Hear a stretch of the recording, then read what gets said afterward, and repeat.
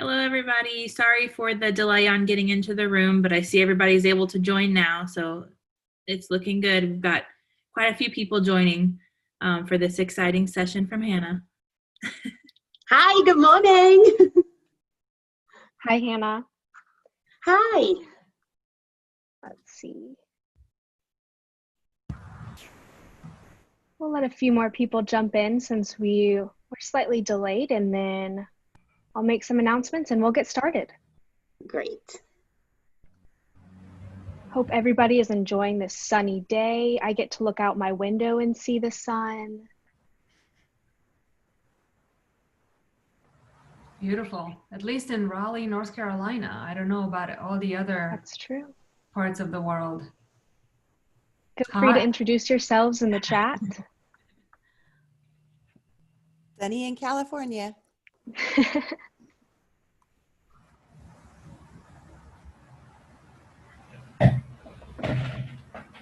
Hello, everybody. I'm from Guayaquil, Ecuador. Hello, good morning. All right, it's 11:03. Let's go ahead and get started so that we can move on with our day. Before Hannah takes it over, I'm going to make a couple announcements. First of all, my name is Anna Claire Riggins. I am the business operations intern at Participate Learning. I unfortunately don't have access on my computer to do the beautiful virtual backgrounds, but I crafted a little background, not so virtual, for myself to remind you all that I am with Participate Learning and I'll be helping moderate that session today. A couple housekeeping items just to be able to make sure we're able to give the floor to Hannah. Please mute your microphone. You're able to do that in the bottom left. Please also, if you're willing and comfortable, start your video so we can see your lovely faces. That's also on your bottom left of the screen. Finally, if you'd like to see everyone else's sunny faces, please use the gallery view, which is at your top right of your screen if you're not familiar with Zoom. And then finally, I encourage you all to tweet about the session, always tweet about the United We Teach community of practice, and always tweet about our company as a whole. We bring in international teachers from all over the world to be able to promote global learning and dual language in the United States. Quick reminder with that, we are at Participate LRNG. We are not at Participate, we are at Participate LRNG. With that, I think that's it. And Hannah, feel free to take it over. Welcome, everyone.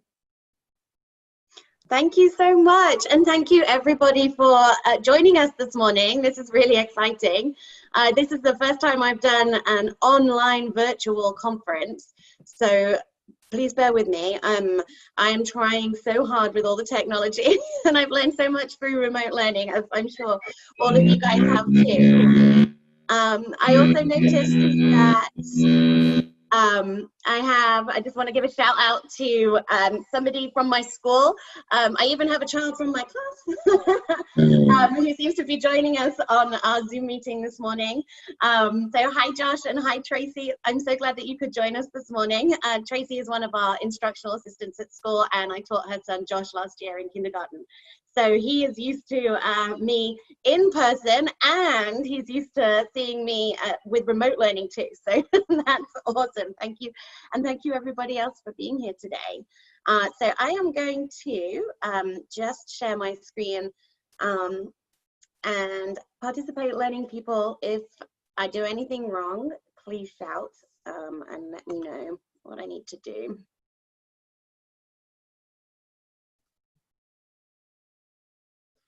Okay.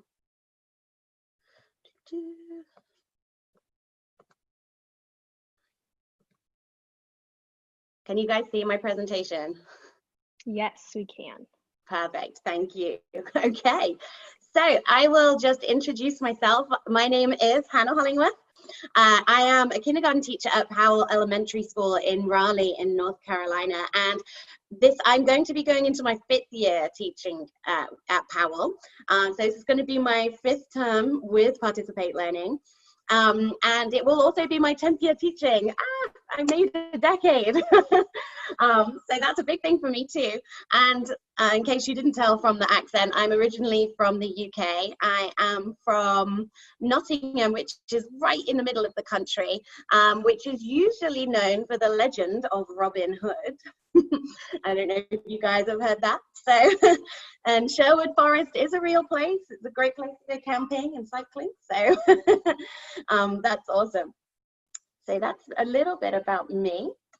So today for our session, we're going to be looking at preparing for online or face-to-face learning and strategies for social and emotional impacts.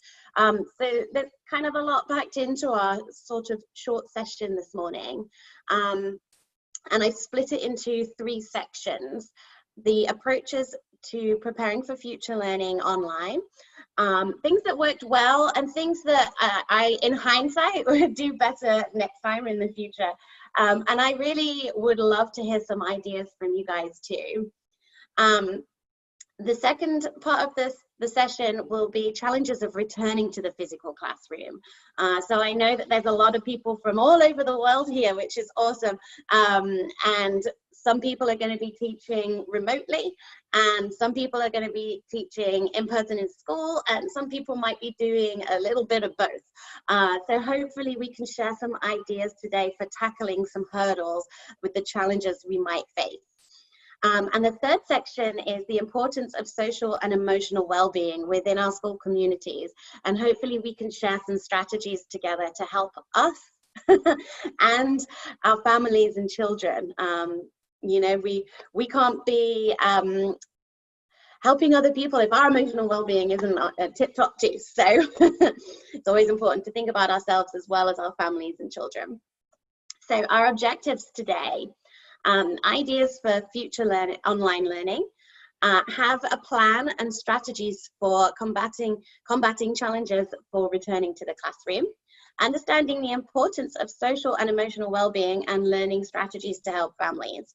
And our steps to success: we're going to get there by discussing strategies that have worked well in the past, discuss things we would do differently in the future, and share strategies and resources for successful learning in the classroom and online. Okay, so section 1, virtual and remote learning. So in this section, I really wanted to share some things that worked well for me. As many of you probably found as well, we were thrown into remote learning without any training or any warning. In the county that I teach in North Carolina, we were actually told on a Saturday that we were not going to be returning to school on Monday. So we really had no preparation. And for me, it was a big learning curve. So here are some things that I found helpful that worked really, really well with my class. Google Classroom. I'm sure lots of people have heard of Google Classroom or used it. If not, I wanted to tell you a little bit about it. It is pretty safe and secure. So it's a great place for children to interact with their school family and with their teachers without parents having to worry about their safety online. It's a really great place to upload videos of you teaching. And I would say that videos of you teaching has been a great way for me to teach the children online. I've had a lot of positive feedback from the lessons that I recorded and then posted onto the Google Classroom. And I pretended like the children were in front of me. So the children were used to that way of me teaching them in the classroom, and I pretended like they were there. I tried to get them to interact during the video, like asking them questions, telling them to write things down, giving them lots of visuals of things to look at. And I had a lot of positive feedback from parents saying that those lessons were their favorite. And the children always wanted to do those lessons first out of any of the other lessons that were posted in the Google Classroom. So recording videos and uploading those to the Google Classroom is super easy. If I can do it, anybody can do it. And also in Google Classroom, you can attach links to other websites safely, especially YouTube. There is a way of attaching YouTube links where it won't have advertisements on there. So you know that kids are not going to see anything inappropriate on a video that you are going to post. It's a great place for attaching assignments for children, and then also giving them constructive feedback. They can post an assignment, and then you can actually write personal feedback to them that nobody else in the class will see. So that has been helpful as well. It's a place for children to be part of their class community. They can, if you choose, you can allow them to comment on a wall that they can chat to each other too, but you can also turn that feature off as well. It's a place to post links for Google Meet, which is safe as well. I'm going to talk a little bit about Google Meet later in the presentation. And also, this is something I have been learning about. You can post interactive classrooms.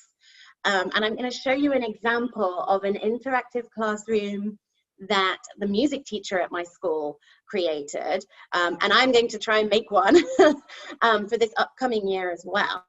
And it's super cool, so I will show you. So this is her music class interactive classroom that she put on Google Classroom. And as you can see, there's a lot of pictures of things, and you can click on them. So if I went to click on this record over here, it will take you to another page, and you can actually, on this one, she has posted a picture of Glenn Miller. Well, it's a video of Glenn Miller and a video. And so you can post links to all sorts of things. You can click on the piano, and then you have a different video for children to watch. And you can use this in any way. So you could create a Google Classroom and put all sorts of different things in your interactive classroom for children to click on. And it will take you to different places and different links. And the children can just go on and use that anytime in their spare time. And I have to say, parents do love that when they can sit their children in front of the computer, especially the younger ones. I teach kindergarten, so you know the parents have to be pretty involved in the remote learning to help them get logged on and things like that. So anything where they can, the parents can help them log on, and then the children can find these things to do by themselves and do learning in that way is really, really helpful. So I love that interactive classroom. So Google Meet has been something that my county that I work in uses for our live lessons that we teach with the children. We actually don't use Zoom. We often use Zoom to meet with adults, but we do not use it to meet with the children. We have been told that Google Meet is a little safer and more secure way of interacting with the children online. It's great because you can meet with lots of people just like this at the same time. One of my favorite things about Google Meet is that teachers can mute the students. So you're able to turn off their sound. The only thing that you can't do is unmute them, which can sometimes be a problem. So something that I have found useful is creating some visuals, and I'll show you these now. When you're on Google Meet, you actually have these little symbols on the bottom of the screen. So this is something that I found helpful. So this is actually the mute and unmute button. So I sometimes will hold it up and say to the children, press this one. Also, they have the little video camera, so to turn their camera on and off.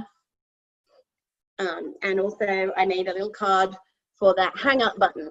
That one can be a little confusing for the younger ones when they don't know how to exit a meeting online. So I can say, you can press this one now.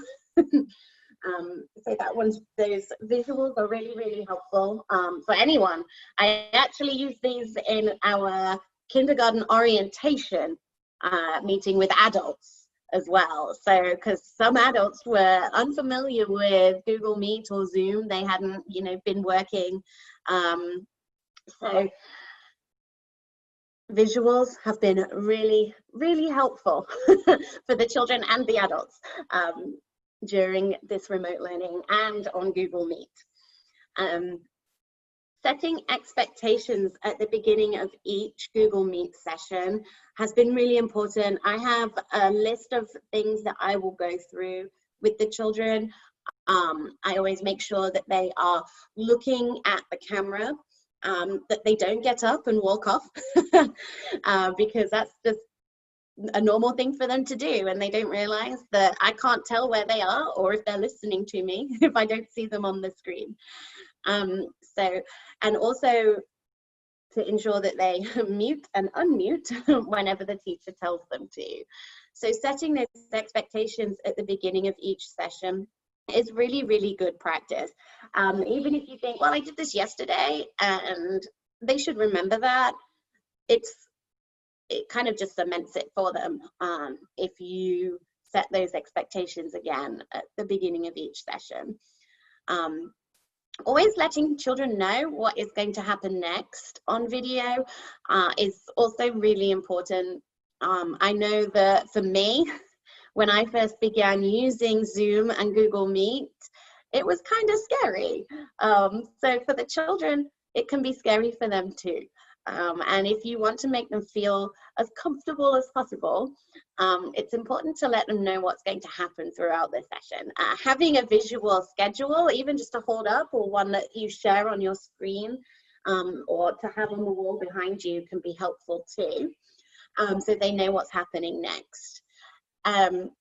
Something that I found helpful as well was when children were sharing something during our Google Meet sessions, was to let them know who was coming next and who could unmute next after that child. So I might say, Anna, it's your turn to speak now, and Jeanette, you're going to be next after Anna.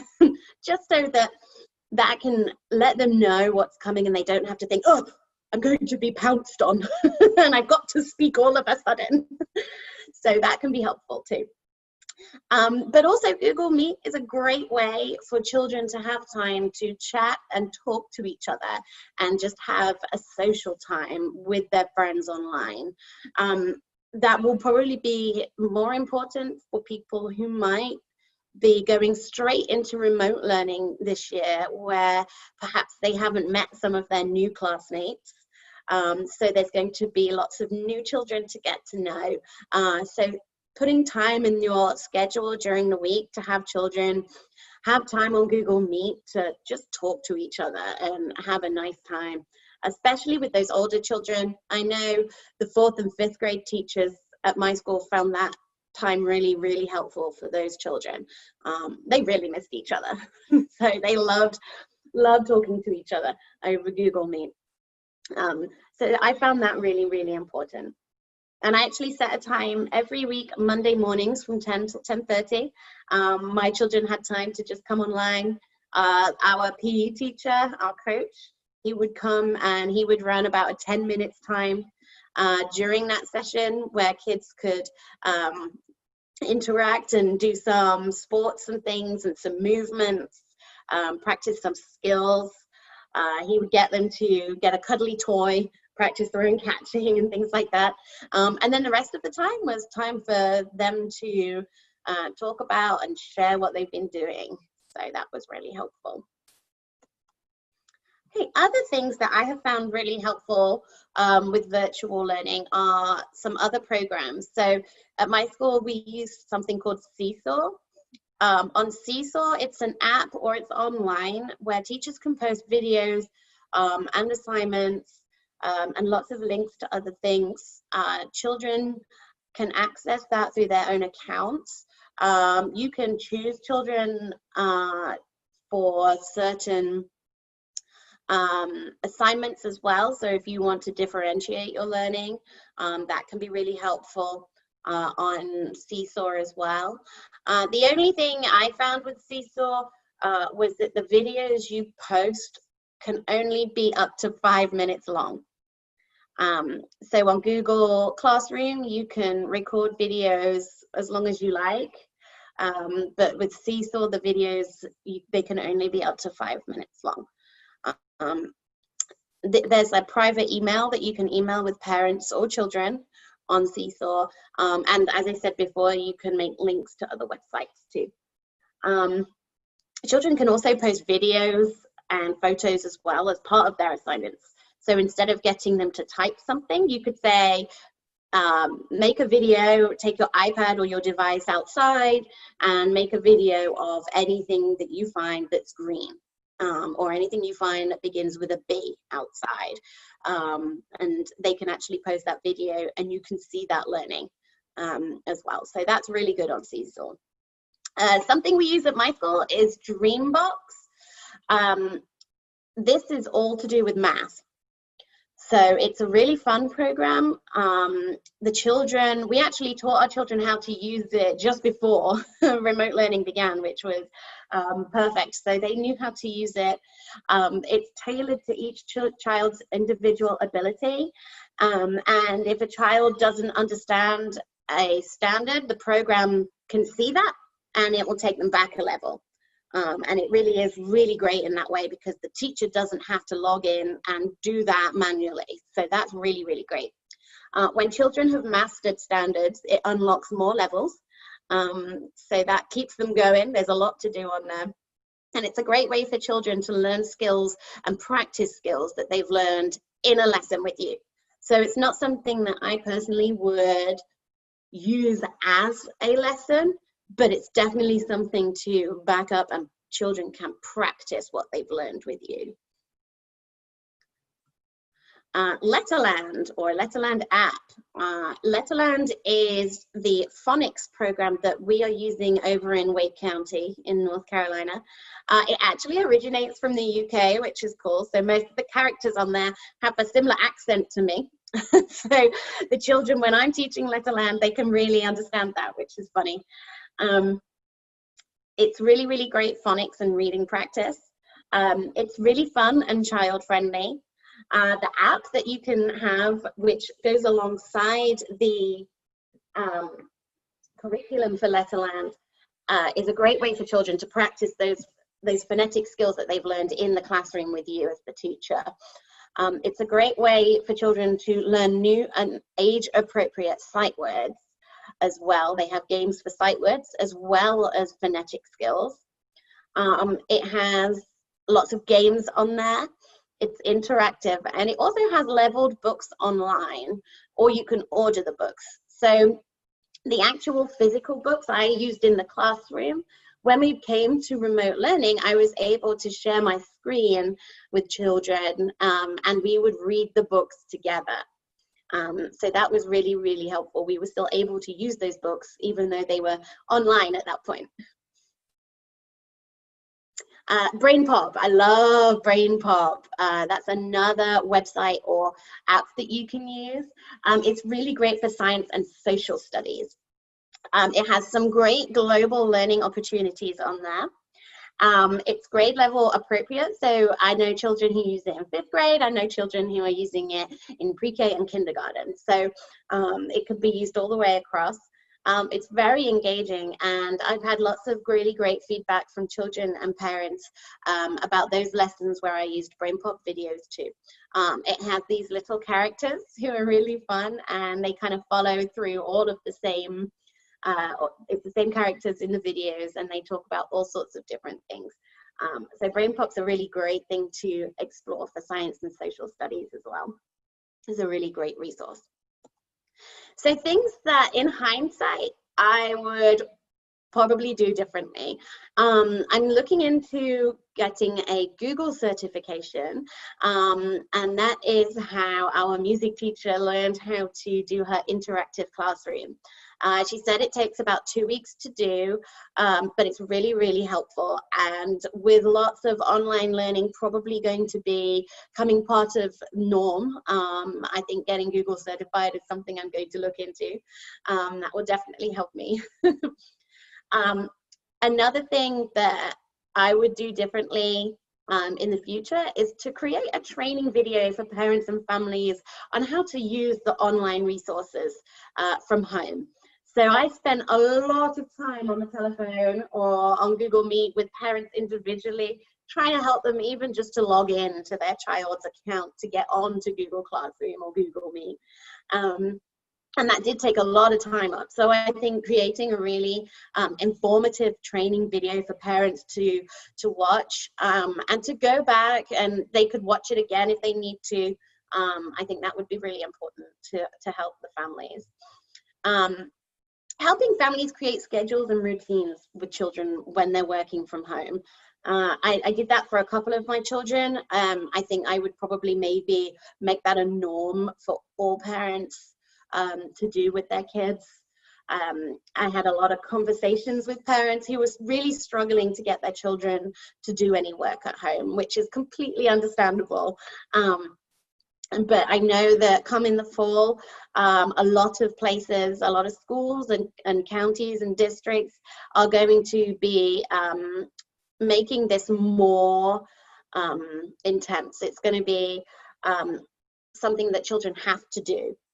For us, learning from home was you do what you can in the spring, whereas now it's going to be attendance will be taken, grades are going to be given. So helping families to create schedules and routines when working from home is probably going to be really helpful to the families. I'm definitely going to create one of those interactive classrooms that I showed you. That would definitely make things really fun for the kids. And definitely create more opportunities for interacting with students around the world. When we started our remote learning, it was really just trying to get used to all of this crazy stuff that's happening. And now, we could start thinking, now I understand it a little bit more, I can start thinking about opening things up and creating more opportunities for interacting with those students around the world that I normally do when we're in the classroom. So definitely that will be something I do. So section 2, transitions back to the physical classroom. This is going to be crazy. So in this section, I'm going to talk a little bit about the social and emotional aspects as well, but I'm hoping to share some ideas that will help children and families feel more comfortable with the new normal. So this year is definitely going to look different to the beginning of previous years. In kindergarten, those children, it's going to be really unfamiliar because they've never been to school before. So all of those people out there who are teaching first-year students, this is going to be even trickier. And they won't have done any remote learning. They don't understand what school is about yet. So it's definitely going to be a tricky one. So let's have a look at some ideas. And if you guys have any ideas as well at the end, I would love for us to share together as well. So establishing routines. So establishing clear and simple routines will help children feel more comfortable in the classroom, in the physical classroom. And these are some important things to think about when you're creating those routines as well. And I'm sure you guys have some wonderful ideas too. Making things visual. You probably know I love my visuals. My classroom is full of visuals. Even for older students, it's really important.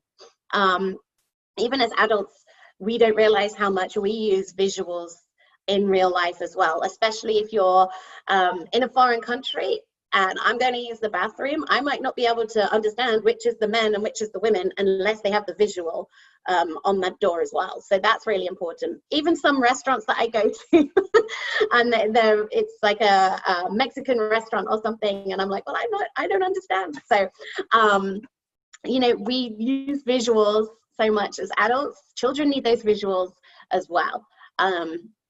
especially anything that will be new for us as well, like things for social distance, physical distancing, washing hands, things like that. Those new visuals are going to be really important as well. Creating jobs for children, that helps them feel part of their community in their classroom, and it creates that feeling of unity and that we're all in this together, helping each other out with their jobs. I had lots of different jobs in my classroom, and that child would take care of that job every day. So some children, I had a couple of children who would feed the fish every morning. So that was good because that helped keep the fish alive, because I was not very good at that. But they were really good at remembering to feed the fish every morning. I had children who it was their job to push the chairs under the table to make sure that nobody would trip over them. I had some children whose job it was to greet somebody new who walked in the classroom. It was another job of a child if I needed something taking to the office, and that was their job. They were my post officers. So they all worked together to keep our classroom running. I also made my jobs visual as well, put their pictures and names next to the job so they can remember what they're doing. And sometimes we switch them around too to keep things fresh for them. Creating a visual schedule where children can easily see what's happening throughout the day. I know that in kindergarten and the younger grades, you guys probably understand, children saying, when's it lunchtime? When's it recess time? I'm hungry again. When do I get to see my mom? So it's important to create a visual schedule, one where you can easily take off things that you have done so children know exactly where they are in the day. Or in my classroom last year, we had a little girl, it was her job, every time we passed something in the day, she would move an arrow down. So a big red arrow down the visual schedule so children knew where they were in the day and how many things they had left until home time. Connections with children. Creating connections and establishing relationships with students is going to help them learn, not just in the classroom, but also to create maximum engagement for remote learning at home. When children have a good relationship with their teacher, they're more willing to learn. And they're happier, and research shows that children who are functioning in their executive brain state learn the most. That's when they're not feeling anxious about anything. They're feeling comfortable and safe in the environment and with the people that they're with. So if they're feeling safe and happy, they're going to learn more. And that happens best when you have a good relationship with your children. We have lots of ways of doing this at my school. Greeting children individually every day. Maybe you might have a personal greeting to have with them. We have something we call I love you rituals. So we practice conscious discipline at my school. And that's something that we have from Conscious Discipline, which is something I won't go into because I can talk about that for years. But if you want to look that up, it was thought of by Dr. Becky Bailey, and it's called Conscious Discipline. It's a really big thing, but it's very much about creating those relationships with children and understanding their brain states and all sorts of things like that. So we have I love you rituals, which might look different for different grade levels. I know that the 5th graders at my school would do raps with each other. They have touch and eye contact, which helps them be connected with each other. In my classroom, I teach children things like the round the garden rhyme, where you say round and round the garden like a teddy bear, 1 step, 2 step, tickle you under that. That's something I did as a child as well. So, and we also have other songs where the children have eye contact with a partner or a teacher, and touch as well, which is really important for them to help feel connected. And also I did these online too. during my sessions, you know, we would be able to touch each other, but we can look into the camera at each other and sing songs to each other, or do little raps together and clapping games that the kids love. So they really, really are important. At school, we have meetings each morning. We have a morning meeting. And that has a particular structure to it, which ensures children are feeling connected and ready to learn in their classroom. I know a lot of teachers who did these morning meetings every morning during remote learning too, and that really helped for high engagement from their students. So they wanted to log in every morning for 15 minutes and see their friends, and then they were logged in. So then they got on with their work. So that was really great. We also do something called the Safekeeper ritual. So children understand at school that it's my job to keep them safe, and it's their job to help keep it safe. And that helps them to make sure they're doing the right thing and making the right choices. And as I talked about before, creating class jobs for the children, that helps them stay connected and create that feeling of unity in the classroom. So training children on the way of remote learning. When we first began remote learning, it was something that most of us didn't know what to do with. We hadn't had training. So yay, way to go you, give yourselves a thumbs up because we did it, which is awesome. Remote learning was new for the majority of children as well. So teaching children to use devices, the online apps, and resources, I think will help children to transition in and out of the classroom, no matter how many times that's going to happen in the future, because who knows what's going to happen. I plan to use Google Classroom in my physical classroom with the children as well. So I might say as one of the centers or a quick activity, log on to your Google Classroom, and I want you to do this particular activity right now. So children are used to doing it, and I'll be there to help them, and I'll teach them and teach them how to use it. If we do go back into the classroom, that's something I'm going to jump into right away. And if we do remote learning, then I'm going to make sure that I spend some time teaching children how to learn, how to use the online apps and things so that they can jump into that. And the parents too, because they're very involved as well. So section 3, strategies for social and emotional impacts. I know I've already talked a little bit about that already. So what's worked well for me with the remote learning? So definitely those weekly online meetings for the whole class to have that social and emotional learning time, or that time to just chat or talk to each other. Using lots of visuals and warnings and letting them know what's going to happen when children are going to be sharing as well, just to make sure that they are comfortable and happy to do that. Encouraging parents to make that schedule when they're at home. That's really important for their social and emotional learning, because they need to know what's going to happen and when that playtime is, or that time they can go outside, or snack time. Snack time is obviously very important. And things that I would do differently for remote learning, for social and emotional. Like I said before, we got to look after each other and ourselves. So I definitely would take more time for me and making sure that I'm not getting too overwhelmed.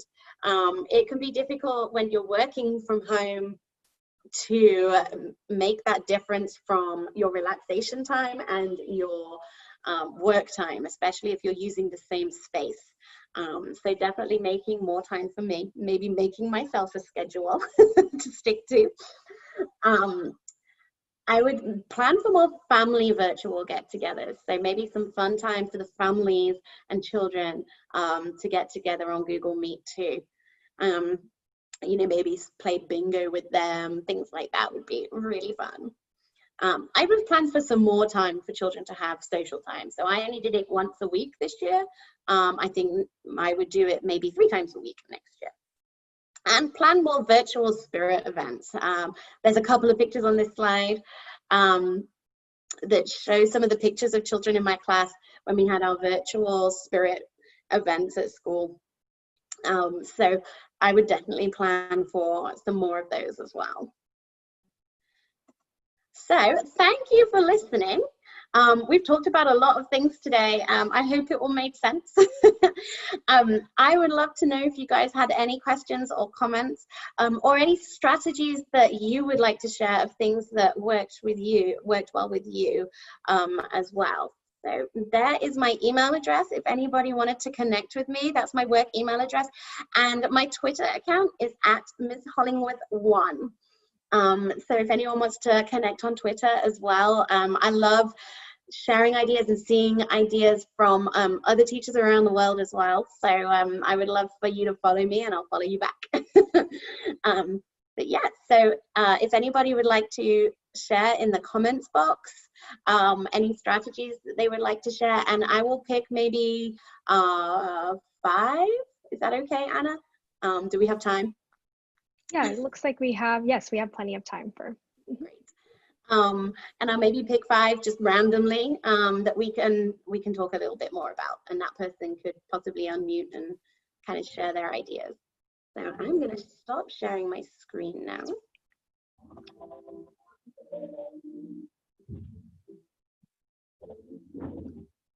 Have a look in that comment box.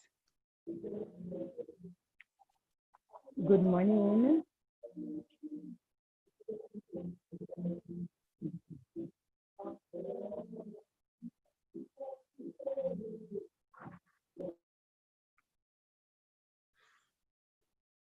So, Shalom, do you want to share a strategy? I didn't really want to share strategy. I just wanted to say that I've learned a lot because I am from a small country, third world country, and we do not have the opportunity of doing remote learning because the children don't have readily access to the internet. So I have been keen on listening to what was being shared, and I really appreciate it. Thank you so much, Shalom. That's really nice to hear. I hope some things can be useful to you. Yes. I'm at school right now, as a matter of fact, trying to get the classroom ready for August 10th. Wow. That sounds like a busy day. Thank you.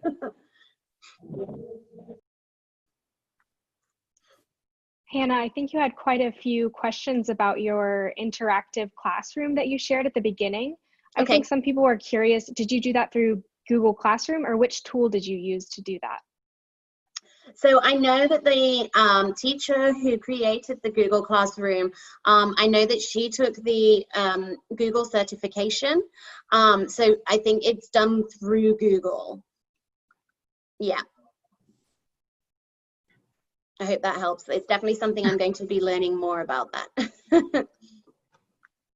Hannah, my question to you is, does the Google Meet has an interactive whiteboard, just like when we're in Zoom and the kids could write back to me? Do we find it there? Like a comment box?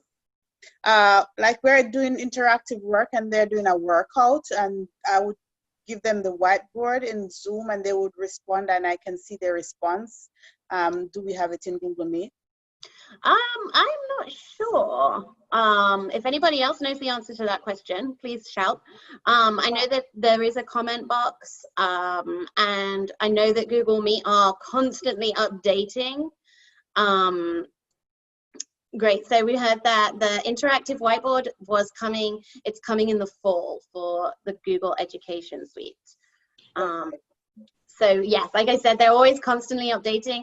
I think they feel possibly that they are in a little bit of competition with Zoom as well. So they do quite often, Zoom will come up with something and then Google Meet will add something similar a little while afterwards, because you know they want to keep up with that. So okay, if they're that effective as Zoom, then I will switch. yeah. Yeah. And hi. Hi. Hi.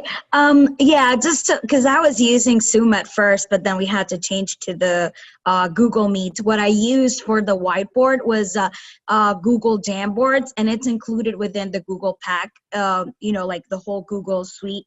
So it is very interactive. You just share one, and then the students can, you can see how they're working. You can see what they're writing. And what I would do is just like tell group number one, this is because you can kind of like be adding slides to it. So if you're in group one, then 3 kids can work on that. If you're in group two, then other 3 kids can work with that. And that kind of like avoids everybody trying to like ride on top of everybody else. And it's really great because you can really see like what they're doing step by step. And in terms for the Google Classroom, you only need to have like the Google Slides, and you can add the links to it. And there's an app, like if it's a Chrome extension, you just add the Bitmoji, and that's where you can start like putting a picture of yourself and just adding the apps or the links that you like. I've been tweaking on it, and it's interesting, but haven't finished it. So Fantastic. Google Classroom is amazing. There's so many things that I didn't cover about it today, like the Jamboards and things. You can create forms for children to fill out, or parents, and all sorts of things. Google Classroom is very extensive, and there's a lot to it. It's one of those things. It's really great once you get into it to just have a play, with it, and it's pretty amazing. So thank you for that. Yes. I work with Google Classroom. What I did not use was Google Meet to interact with my kids. So I just want to know they move over. Yeah. Thank you. And hi, I remember you said, the music teacher said it took about 2 weeks to put Google Classroom, but if I could share my screen, I just want to show you quickly, this is what I did in my Google Classroom, and it really didn't take me that long. No. Right? So I was able, and I also made it interactive. So for example, if they click on the books, you would see the link come up where they could go to Epic and that kind of thing. So it really isn't as daunting as it sounds. It's pretty much easy. Mm-hmm. Oh, and this is the Bitmoji that Claudia was talking about. You just add the thing, and you could get a picture of yourself, put in whatever you want to. And it really, and I did 2 actually. So this one, yeah, it's sitting reading, time to read, and you click on the books and Epic comes up and you go to Epic. So it's really, really interesting, and it's nice to use. So if you're going back online, you can feel around with it, play around with it, and try it out. It really, really is nice, and it isn't very hard to do. So you could try it. I actually set up my classroom, but the thing is, with the link that you just did, I haven't gone to that point and clicking on stuff to get a link come up yet. I don't know how to do that yet.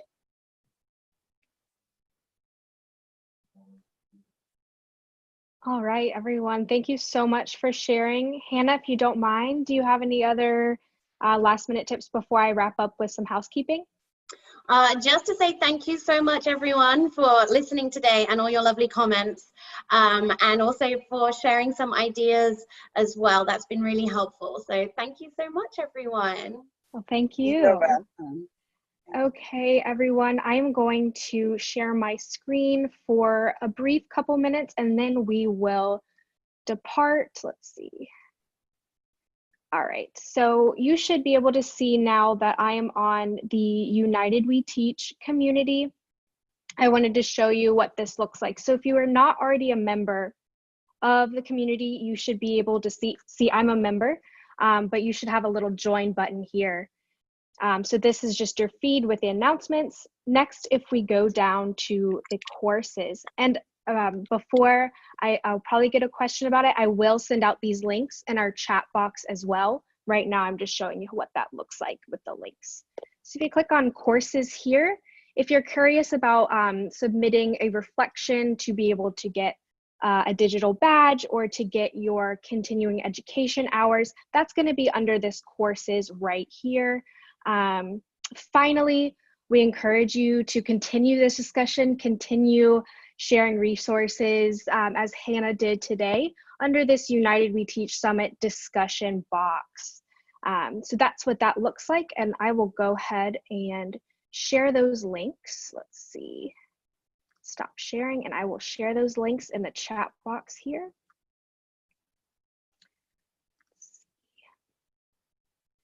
All right. Well, this is a good time for my computer Wi-Fi to stop working. Let's see. It's always something, right, everybody? AC, would you like me to help? Oh, let's see. Thank you, Anna Maria. I think I got it here. Okay, great. Let's see. There we go. Okay. All right. So those links are coming to you in the chat right now. And I know we had a few questions about whether the session will be accessible to everyone afterwards. That will also, the sessions as well as the recording of the session, as well as Hannah's slides and everyone else's slides in these presentations will be uploaded to the United We Teach community following the conclusion of the summit at the end of the week. All right, everyone. So that's about it. That's all I have for you. It is perfect timing to be able to hop on to the next session. And with that, thank you for joining us. Thank you, Hannah. Thank you so much, Hannah. Round of applause. And hope you can join us for some other sessions. Bye, everyone. Bye.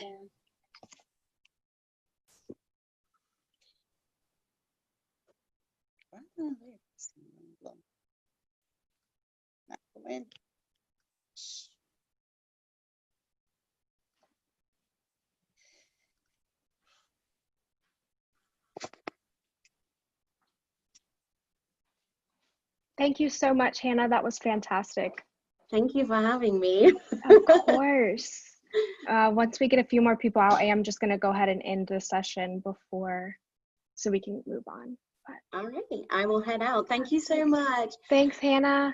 Hopefully I'll see you when I log on to some other people's this week. So. Absolutely. Yes, they've been fantastic. Yes, thank you. Bye. Bye.